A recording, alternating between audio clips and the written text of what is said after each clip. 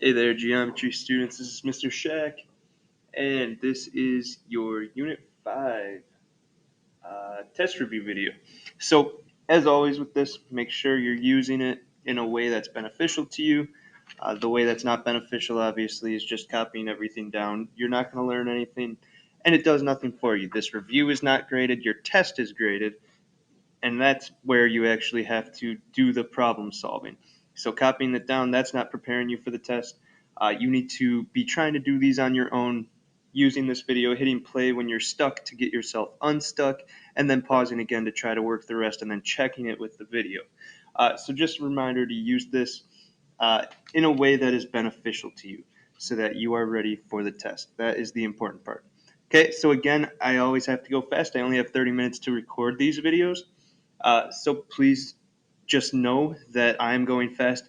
I'm going to try to say everything that I need to say, but you're going to probably need to pause, rewind, listen to this, listen to me explain the tricky problems that are tricky for you. Listen to me go through those a couple times to really understand what I'm saying, or slow it down, rewind. You know what I mean? Okay, so looking at the first one right away, it's asking about the hinge theorem, which statement can be proven correct by the hinge theorem. And what the hinge theorem says is that the angles opposite of the sides we know, for example, 32 is less than 47, so this angle opposite of the 32 has to be less than the 47. Okay, so I look through each of those, and that's what hinge theorem is talking about. It's talking about these two angles here. Okay, and this one has to be bigger. It's actually what C is saying. Angle QTR is less than angle RTS. And that is clear to us, again, because 47 is bigger than 32. This one's opposite of the 32. This one is opposite of the 47. So it's always the angle opposite of the side measure. Don't forget that part. Okay, now in triangle ABC, we have A congruent to B, and C is 7/2 times the measure of B. Okay, and we got to find the angle measure of C. So you could draw your triangle if you like a visual. And we're told that okay, let's label this A, B, C. A is congruent to B, and C is 7/2 times the measure of B. Well, if A is congruent to B, I can call them both X. And then C is 7/2 times the measure of B. Well, if B we're calling X, uh, we can say 7/2 X is C. So that's 7/2 times X. And X is the measure of B. So that works. And now to find the measure of C, well, all we know is that these three angles add to 180. So let's set that up. X plus X, that's A plus B. Now plus C, which is 7/2 X. That is what equals 180. So now I go ahead and I need to combine my like terms. X plus X, that's 2X. So that's like saying 2X plus 7/2 X. Okay. Well, 2X is like 4 over 2X. So if we want our common denominator, 4 over 2 plus 7 over 2, that is 11 over 2X. And that equals 180. And now lastly, to get X alone, I need to multiply by the reciprocal of 11/2, so I multiply by 2 over 11.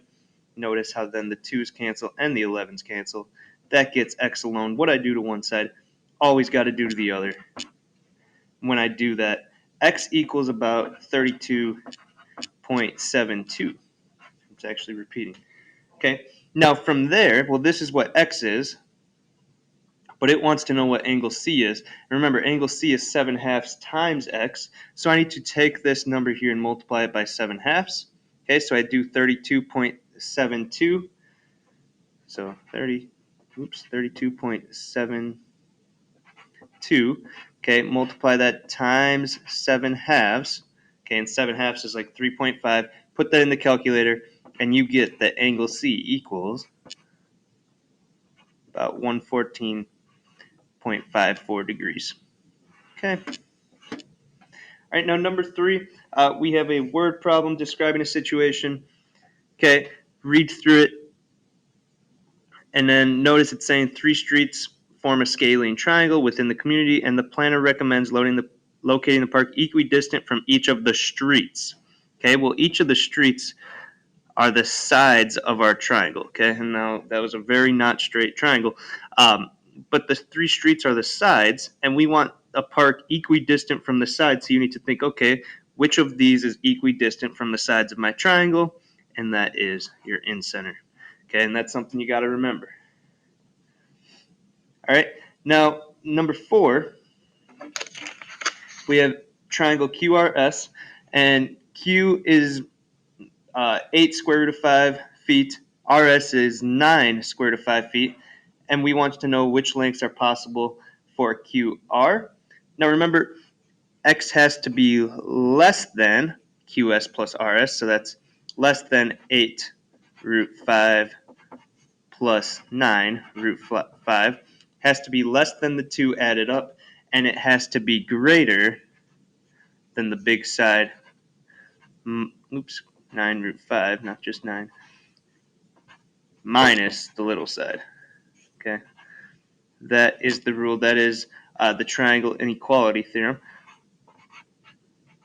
Okay, so that means x has to be greater than, well, 9 minus 8 is 1, so 1 root 5, or just root 5, and x has to be less than 8 plus 9 is 17, so it has to be less than 17 root 5. And now I would just go ahead and put these in the calculator. Now 17 times the square root of 5, 17 times the square root of 5, I'm just putting that in my calculator.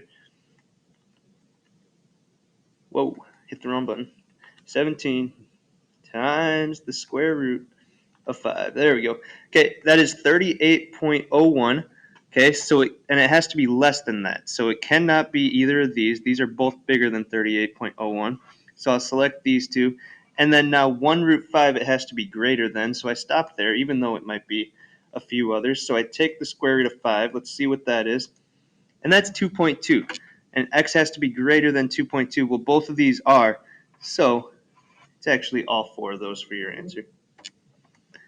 Okay, moving on. Here we have triangle QRS, and we need to list the names of the triangle sides to order the lengths from least to greatest. Okay, well, first, let's draw our little triangle, what we got going on here. And when we do that, well, we're told the angle Q is 40, so let's call this Q. Let's call this R up here, and let's call this S. Q is 40, okay. R is 57, and then, well, if R is 57 and Q is 40, if we know 2 of the sides, I can find the third. 57 plus 40, well, that's 97. Subtract 97 from 180, and that has to be then what S is, okay? So S has to be 83, and again, that's because when I add these two up, that's 97. 180 minus 97 equals 83, okay, which is where I got that from. Now, if we are going to list the sides from least to greatest, and again, drawing your triangle here, drawing a picture is key for this one, so make sure you draw that out. And now, least to greatest, okay? Well, the least side is going to be opposite of my least angle. So here's my least angle, Q. The side opposite of that is RS, so that is my least side. So we got RS as my least. Now my second least, or second greatest, I guess, the middle one, whatever you want to call it, that is going to be the side opposite of my second biggest angle. My second biggest angle is R. Side opposite of that is QS. So I have QS next. And then lastly, that leaves us with the side opposite of the biggest angle, which, here's my biggest angle. Side opposite of that is QR. Okay, so this is your ordering from least to greatest. Hope that made sense. Let's keep moving. I don't want to run out of time. That would be really bad. Okay, now what is the measure of the value of x here? What that is saying, or what it's asking for, is it says restrictions, but it's really like what are the possible values. Okay, so when it's asking for that, you're not going to get an x equals. You're going to get like an x less than or x greater than type of thing. Okay, and we can find this angle measure here, because if we know 2 angles of a triangle, we know the third. 43 plus 31. Or you can really think of it as, whoa, my calculator's doing something weird. You can think of it as 180 minus 43 minus 31. Okay, let's do that. and you get 106. So that means this is 106 up here. And now when it's talking restrictions, well, the 106 is opposite of 22, and the x plus 9 is opposite of 14. So we know x plus 9 has to be less than 106 because 106 is opposite of a bigger side. See how 22 is bigger than 14? So that means x plus 9 has to be less than 106. Okay, and again, since 14 is less than 22, okay, that means the angle opposite of it, in other words, x plus 9 has to be less than the angle opposite of the 22, which is 106. And then to find the restriction on the value of x, we can just subtract 9 from both sides. Okay, that's going to give us x is less than 106 minus 9 is 97 degrees. Okay, and there you go. All right, now this next one, we have a triangle-shaped countertop with side lengths. Okay, well, it's a triangle shape, so I'm going to draw a triangle. Side lengths 8, 5, and x feet. Okay, and now, again, we want to know the restrictions on the value of x. Well, that's getting at the triangle inequality theorem, which says, well, x has to be less than 8 plus 5, okay, and it has to be greater than 8 minus 5. Okay, so less than the two sides added up and greater than the two sides subtracted. So that means x is less than, well, 8 plus 5 is 13, so less than 13, and x is greater than, and you can write it like this, greater than, well, 8 minus 5 is 3. Okay, if this, writing it like this confuses you, you can just leave it as x is less than 13, and right under it write x is greater than 3. That is the same thing as what I wrote. Okay, if you don't want to write it like this, okay, you can write it like this, or you can write it like this. Either way, it means the same thing. Okay, now in figures B, D, and E, or in the figure B, D, and E are collinear. All right, we're told that we have 29, 31. Well, we can find this side then because we know those three have to add to 180. And we want to find this angle measure here, CDE. C to D to E, that is this angle measure. Okay, well, it will be helpful to know this angle measure then. And I can find that by doing 180 minus 29 minus 31. Okay, and when I do that, that is 120. So that means this is 120 here. And notice how these are lying on the same line. They are collinear, we are told. Okay, B, D, and E are collinear. So that means this, well, if a line's angle measure is 180, so that angle measure of CDE that we're trying to find, that's going to be 180 minus 120, and that equals 60 degrees. Okay. Moving on down, we have a triangle with these three measures, and if you want, you could draw it out. Maybe that's helpful for you. But again, it's triangle ABC. These three measures, all we know is that these are the measures, and they all have x's involved. Okay, but we're not told anything else, so we just have to go back to what we know about all angles of a triangle, and all angles of a triangle always add to 180. So we can set this equal to 180, and we know all of these added up. So 1/2 x plus 5, okay, plus 4x minus 9, plus 7.5x. Those all equal 180, and they're all in parentheses here. But now we just go ahead and, like solving any equation, we need to combine like terms. So I'm going to combine my x's with my x's. Well, 1/2 plus 7.5, even though this is written as a fraction, that's as a decimal. Okay, 1/2 plus 7.5, that gets us to 8x plus 4x. 8x plus 4x is 12x. Okay, so we took care of all of our x's, cross them off if that helps. Okay, remember to practice solving this equation. If you haven't tried this one already, pause right now and finish solving, then check your answer with the video after. Okay, going on to combine like terms, 5 minus 9 is -4. And again, we bring down the equals 180. I have to add 4 to both sides now. I get 12x equals 184. When I divide both sides by 12 now, I just put that in my calculator, and I get x equals 15.3 repeating. That is 184 divided by 12. And now that's x, but it wants to know angle B. Remember, B is 4 times x minus 9. So angle B over here, that's going to equal 4 times my 15.3 repeating minus 9. Okay? And you can just put that in your calculator. 4 times 15.3. Oops. And subtract 9 from it, and you should end up getting 52.3 repeating for angle B. So that's degrees. All right, let's keep moving.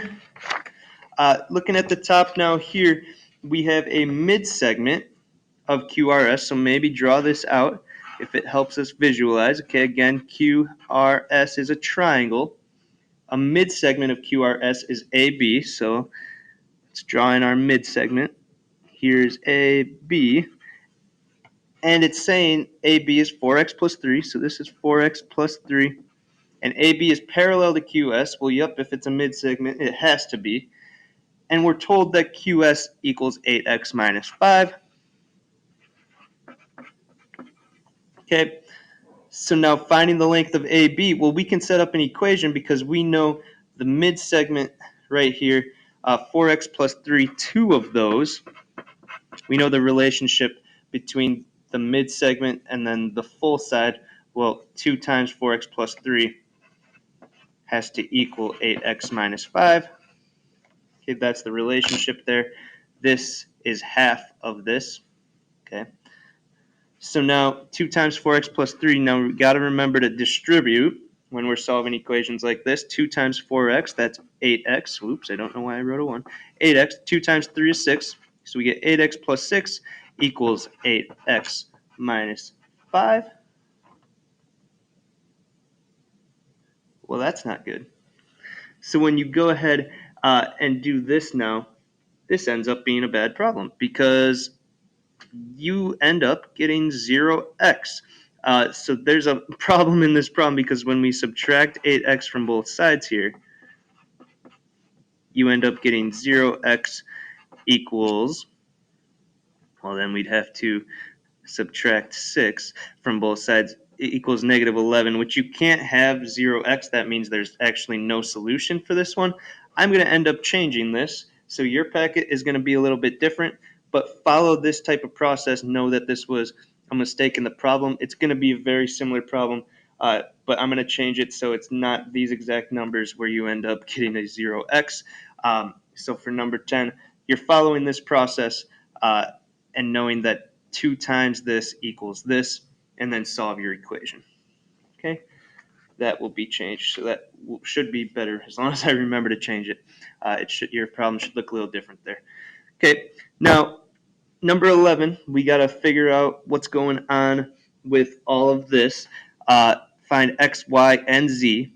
Well, z we can find right away because we have a quadrilateral, and we know quadrilaterals add up to 360. So I can take 360. Oh, I had to sneeze there. Thank you.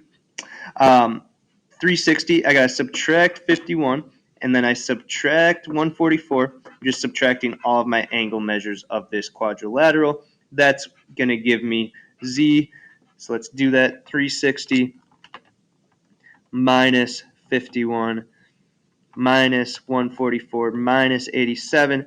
That equals 78. So we get z right away. Z equals 78, so I can fill that in down here.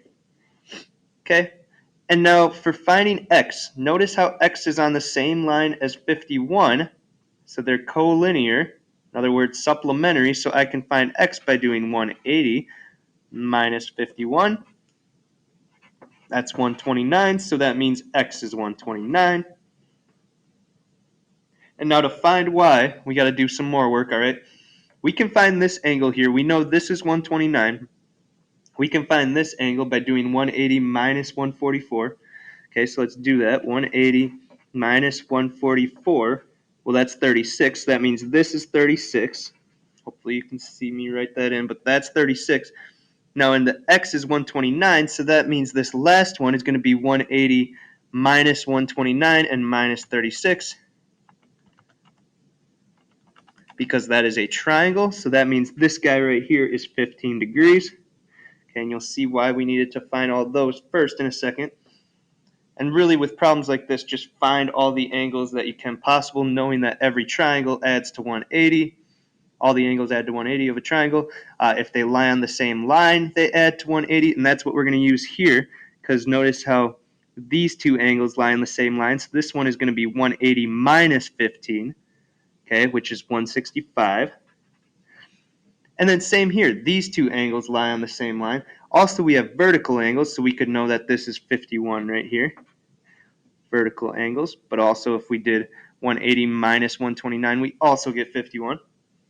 Okay, and then lastly, y has to be, well, again, it's a quadrilateral, so 360 minus the other three angles in that quadrilateral. So 360 minus 74 minus 165 minus 51, and you get y equals 70 once you subtract this out. Okay, let's keep moving. Not sure how much time I have, but I do not want to run out on the video. That would be very sad. Okay, now in the figure, point T is the circumcenter. Okay, now we know that the circumcenter is equidistant from all of the angles or all of the vertices.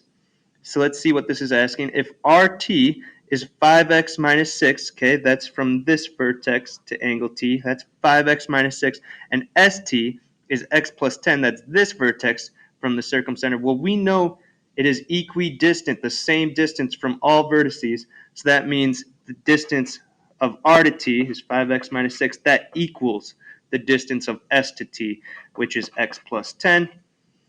Okay, go ahead, solve this equation. When you do that now, do it real fast. Oops. Add 6, then add 6 equals 16. We should get x equals 4 because you're going to divide by 4 at the end there. Okay, and if x equals 4, well, again, we're asking about QT.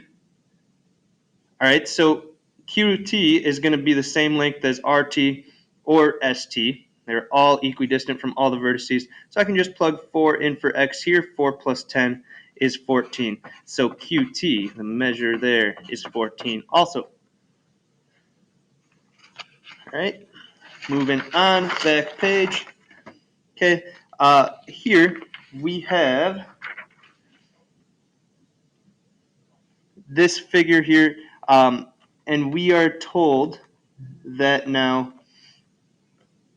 well, if these two are congruent, all right, and both of these are right angles, well, that means B is an angle bisector, okay, and that means that 8x plus 15 has to equal 12x minus 5. Go ahead and solve that equation for the sake of time. I'm just going to tell you what it is, but we should be good at solving this equation. Once you do this, solve correctly for x, you should get x equals 5. Okay, now we need to find y, though. And if x equals 5, well, then I can plug that in here. Okay, 12 times 5 is 60. 60 minus 5 is 55, so that means this is 55. Well, we have 90 here, so I can do 180 minus 90 minus 55, and that is going to give me y. 180 minus 90 is 90. 90 minus 55 is 35, so that means y equals 35 degrees. Okay, now here we get a vocab check. You just need to know these. I will just give you the answers here. Equidistant from the side. Well, again, fill these in before. So pause right now if you haven't filled these in. Try to remember what each of these are. You do have to know the difference for these, not just for a question like this, but because you need to know what things are equal to each other and how to solve certain problems dealing with these things. So equidistant from the side, that is your in-center. Okay, intersection of all altitudes, that is your orthocenter. Divides each median into a 2 to 3 ratio. Remember, when we're dealing with like thirds, that is our centroid. Okay, and the center of the circumscribed circle, well, think about what that sounds like. That's the one that sounds like circumcenter, okay? Circ has circ in it. Okay, that's your circumcenter. okay, which is equidistant from your angles, remember, or from your vertices, I should say. Okay, last one here. Not sure how much time I have, so I'm going to go through it fast. We have a triangle with the following vertices. Okay, -6, -7. Let's go there. 1, 2, 3, 4, 5, 6, and then down 7. 1, 2, 3, 4, 5, 6, 7. Okay, that's my first vertex. Now we got -2, 1, so I go left 2, up 1. There's my second one. And then I have 8, 5. So that is right 8. It's going to be right here. And then up 5 right here. Okay, so this is my triangle. So I'm going to draw this in. Okay, so there I go, drawing that in. And now we need to find the mid segments of the triangle. That's what our question is asking about. And I believe on your test, you don't have to graph the triangle, you just need to graph the mid segments. Okay, so graphing mid segments, now I need to find the midpoint of each of these sides. Okay, so finding the midpoint between two sides, you're just adding the x's, dividing by 2. Well, -6 plus -2, that's -8. Divide that by 2, that is -4. Okay, so I averaged my x's there. And then -7 plus 1, adding my y's, that's -6. -6 divided by 2 is -3. So that's my first mid-segment. Let's plot it right away. -4, it's going to be 1, 2, 3, 4. And then down 3, 1, 2, 3. Okay, obviously it should lie on the side. I'm not perfect at graphing my triangle, though, which is another reason why they graph the triangle for you on your test. Okay, now got to average the next two. So -2 and 8 are my two x's. Well, -2 plus 8, that's 6. Divide that by 2, that's 3. So my x value is 3 there. Okay, and then I'm averaging my y's. 5 plus 1, 6. Divided by 2, 3. 6 divided by 2 is 3. So we get 3, 3 is my next one. So I go right 3, up 3, and plot it. It's my second midpoint. Okay, and lastly, I need to then average the two that I haven't yet. So I have -6 and 8. Well, that's 2. 2 divided by 2 is 1. Okay, and then -7 and 5, that's -2. Okay, divide that by 2, and that's -1. Okay, and again, if you weren't following what I was doing there, I was doing the midpoint formula. I was just kind of doing it all in my head for the sake of time, but all I was doing, I was adding my x's, dividing by 2, that's my x value, and then I added my y's, my y1, my y2, divided by 2, and that is my y.